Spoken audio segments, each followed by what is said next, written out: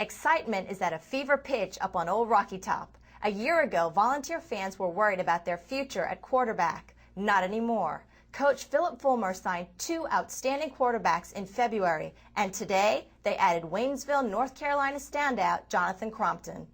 We asked Rivals.com recruiting analyst Bobby Burton what he thinks about Crompton. Jonathan Crompton brings a lot of assets to the table. I mean, he's a guy that can do a lot of things. He's a great passer. Really, I think what sets him apart from 9 out of 10 high school quarterbacks that are going to be blue chip guys this year is that he's a pinpoint passer. He's extremely accurate. He can throw all the routes. He's really a guy that can move the ball up and down the field. But more than anything, the one thing he does that really impresses me is that he's an outstanding leader.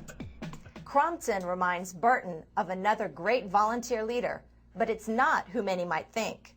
Well, Jonathan's from Western Carolina, and I know every volunteer fan probably thinks he reminds them somewhat of Heath Schuler because he comes from Western Carolina in Swain County.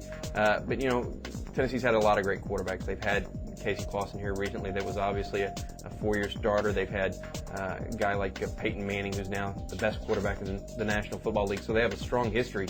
But really the one guy that Crompton will remind Vol fans more than any of those guys, in my opinion, is Andy Kelly.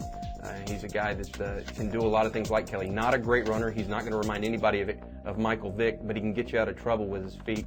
And he's an excellent pinpoint passer, which I think Kelly could do at certain times and really move the ball down the field. If you're asking me who he reminds me of, it's definitely Andy Kelly, a former Vol quarterback. With all of his accolades, Crompton isn't going to be handed the starting quarterback position. Ahead of him on the depth chart will be true freshman Brett Schaefer and Oregon native Eric Ainge.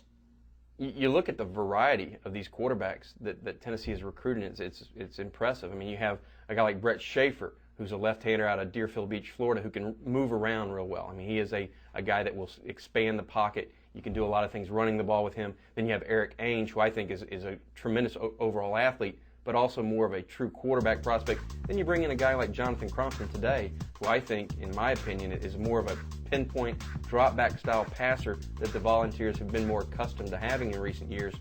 They've got the plate full right now with good young quarterbacks. For Rivals.com, I'm Shima Carter.